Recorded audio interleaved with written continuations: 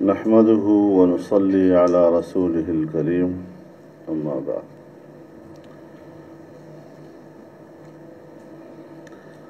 سب سے پہلے تو میں تمام معززین شرکاء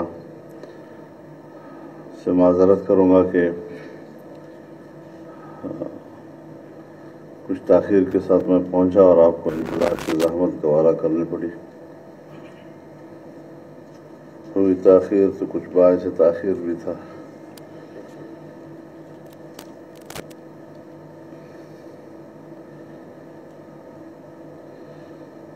جیسا کہ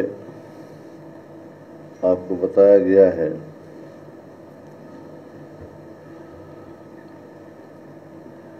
کہ صوبوں کی سطح پر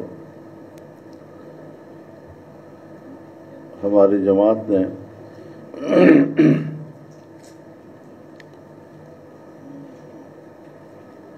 صوبوں کی سیاسی جماعتوں کی قیادت پر مشتمل آل پارٹیز کانفرنسز کا سلسلہ شروع کیا۔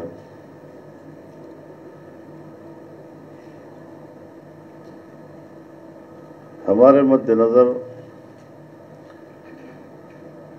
جہاں مجموعی سیاسی صورتحال ہے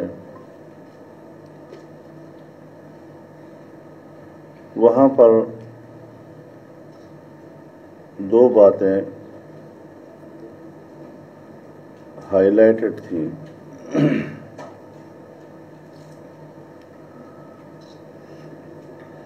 ایسی خبریں آنے لگیں کہ 18ویں ترمیم کو ختم کیا جا رہا ہے یا اس میں تبدیلی اور رد و بدل کیا جا رہا ہے، اور دوسرا یہ کہ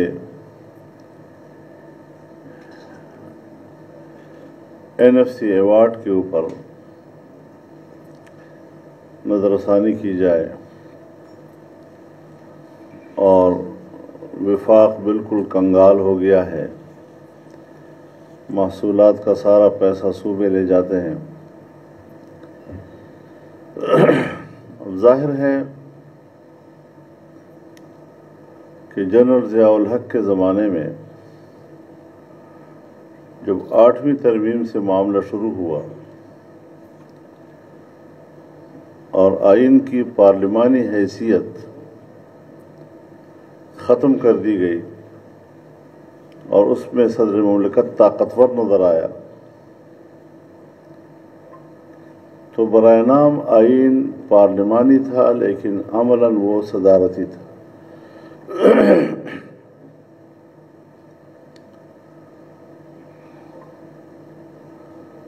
پھر جنرل مشرف کا زمانہ آیا، اس میں مزید صورتحال آگے بڑھی تھی۔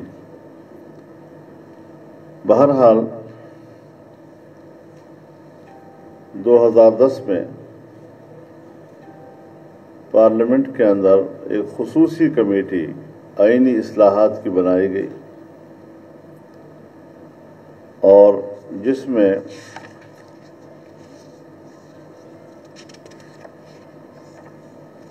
سن 73 کے آئین کو اصل روح کے مطابق واپس لانے کی کوشش کی گئی تھی۔ یہ کوئی 9 مہینے کی کوشش تھی ہماری، اور اس آئین میں غالباً اس میں تو جنرل ضیاء الحق کا نام بھی تھا تو اس کو بھی نکال دیا گیا، خیبر پختونخوا صوبے کا نام رکھا گیا، پارلیمنٹ کی تحلیل کرنے کے اختیار صدر سے واپس لے لیا گیا، تیسری بار وزیر اعظم بننے یا وزیر اعلیٰ بننے پر پابندی ختم کر دی گئی جو پابندی لگائی گئی تھی، آئین کی معطلی یا منسوخی کو غداری کے مترادف قرار دیا گیا اور عدالتوں کے اس اختیار کو منسوخ کیا گیا کہ وہ اس کی توثیق کر سکیں گے۔ تو بہرحال یہ ایک اچھی تبدیلیاں تھیں جو اس وقت پارلیمنٹ کی کمیٹی نے اتفاق رائے سے، جہاں ہم کہتے ہیں کہ آئین متفقہ ہے یا آئین میں اگر کوئی ایک آدھ ترمیم ایسی ہے جس کو متفقہ ترمیم کہا جا سکتا ہے، تو اس میں 18ویں ترمیم بھی بالکل متفقہ ترمیم تھی، اس میں کسی رکن نے اختلاف نہیں کیا تھا۔ آج جو چیز متفقہ ہے اس کو دوبارہ متنازع بنانا، یہ کون سے ملک کی خدمت ہے؟ اور پھر جب تک آپ کسی کو کوئی اختیار دیتے نہیں ہیں تب تک وہ صبر بھی کرتا ہے، وہ مطالبہ بھی کرتا ہے، لیکن جب آپ دے دیں اور پھر واپس لیں تو اس سے پھر اضطراب پیدا ہوتا ہے اور ایک دشواری پیدا ہوتی ہے، احتجاج بڑھتا ہے اس میں۔ اب NFC ایوارڈ کے حوالے سے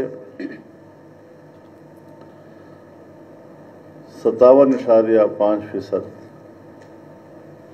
صوبوں کا حصہ قرار دیا گیا تھا، اور آئین میں کہا گیا ہے کہ یہ حصہ اب کم نہیں کیا جائے گا۔ اس میں اضافہ کرنے کے بارے میں تو آئین خاموش ہے، لیکن اس میں کمی کرنے کے حوالے سے آئین واضح ہے کہ اس میں کمی نہیں کی جائے گی۔ اب یہ کہنا کہ صاحب وفاق کنگال ہو گیا ہے، وہاں پر پیسہ نہیں ہے، بنیادی سوال یہ ہے کہ ہماری پارلیمانی تاریخ میں پہلی مرتبہ جب یہ حکومت آئی تو اس نے پچھلے سال کے بجٹ سے پہلے 2 منی بجٹ پاس کیے تھے، اور اس کا مقصد بھی محصولات کا ہدف حاصل کرنا تھا، لیکن اس کے باوجود وہ محصولات کا ہدف حاصل نہیں کر سکے۔ اب اگر یہ شکایت پیپلز پارٹی کی حکومت میں نہیں ہوئی تھی یا یہ شکایت مسلم لیگ کی حکومت میں نہیں ہوئی تھی، اور آج یہ شکایت ان کے دور میں ہو رہی ہے، تو پھر ان کی نااہلی کو روئیں، نئے کہ اس کی سزا ہم صوبوں کو دیں، صوبوں کے عوام کو دیں۔ اور پھر اس کے علاوہ اخراجات کیوں بڑھائے ہیں آپ نے؟ کتنے محکمے ہیں جو صوبوں کو دیے گئے، تقریباً 15 منسٹریاں جو ہے وہ صوبوں کے حوالے کی گئی ہیں، لیکن آپ نے انہی محکموں کے کچھ نام میں تھوڑی بوڑی رد و بدل کر کے وفاق میں اس کو قائم رکھا ہے۔ اس پر آپ کے اخراجات آ رہے ہیں، باقاعدہ منسٹریز ہیں، تو صوبوں کو جانے والی منسٹریاں جب آپ وفاق میں دوبارہ اس کا نام تبدیل کر کے اس میں تھوڑا رد و بدل کر کے اس کو برقرار رکھیں گے، تو ایک تو یہ 18ویں ترمیم کی بھی روح کے منافی ہے، دوسرا اس سے آپ کے اخراجات بڑھ رہے ہیں، تو اپنے ایسے اقدامات کے جس سے آپ کے اخراجات بڑھ رہے ہوں، شکایت آپ کس سے کر رہے ہیں؟ تو یہ 2 چیزیں ایسی تھیں کہ جس پر ہم نے سوچا کہ بڑی سنجیدگی کے ساتھ اس پر غور کیا جائے، اور باقی جماعتوں نے بھی اس حوالے سے آل پارٹیز کیے ہیں جو مستحسن اقدام ہے، لیکن اس حوالے سے چونکہ ہم نے چاروں صوبوں میں ایک ابتدائی طور پر کچھ یکجہتی پیدا کرنی تھی، ان ایشوز کے اوپر ہم نے ایک قومی اتفاق رائے بھی پیدا کرنا تھا، اور پھر آپ حضرات کے مشاورت سے ہمیں آگے بھی بڑھنا تھا۔ اب آپ جانتے ہیں کہ ہر صوبے کی سیاسی صورتحال ایک دوسرے سے مختلف ہے۔ اگر ہم نے صوبہ خیبر پختونخوا میں کی ہے تو وہاں تو حکومت ہے PTI کی، تو باقی جو پارٹیاں ہیں وہ سب اپوزیشن میں ہیں۔ اگر ہم نے بلوچستان اپوزیشن کی میٹنگ کی ہے تو اس میں خیبر پختونخوا میں ANP اپوزیشن میں ہے تو بلوچستان میں وہ گورنمنٹ میں ہے، تو ذرا تھوڑی سی پوزیشن چینج ہو جاتی ہے۔ وہ پارٹیاں جو بلوچستان میں ہیں KP میں نہیں ہیں، پنجاب میں نہیں ہیں، سندھ میں نہیں ہے، یہ فرق بھی ہوتا ہے۔ اسی طرح جب ہم نے صوبہ سندھ میں فیصلہ کیا اور صوبائی جماعت نے کہا کہ ہم بھی یہاں پر ایک اے پی سی کرنا چاہتے ہیں، تو مجھے بھی انہوں نے خصوصی طور پر بلایا. میں نے کہا اچھی بات ہے، میں نے اس کی منظوری بھی دی. اور یہاں پر بھی صورتحال ظاہر ہے کہ ذرا پارٹیز کے حوالے سے مختلف ہے. کچھ پارٹیاں اس صوبے کی ایسی ہیں جو دوسرے صوبوں میں شاید اتنی متعارف نہ ہوں. تو اس اعتبار سے ہم کوشش یہ کریں گے کہ اس میں دو چیزوں کے اوپر اضافہ بھی ہو سکتا ہے، کیونکہ عوام کے مسائل ہوتے ہیں، مہنگائی کا مسئلہ بھی ہے، ان کا بدامنی کا مسئلہ بھی ہوتا ہے. لیکن ہم نے بہرحال متفقات کی طرف جانا ہے. جن چیزوں پر ہمارا اتفاق ہے اس کو اعلامیہ کا حصہ بنائیں.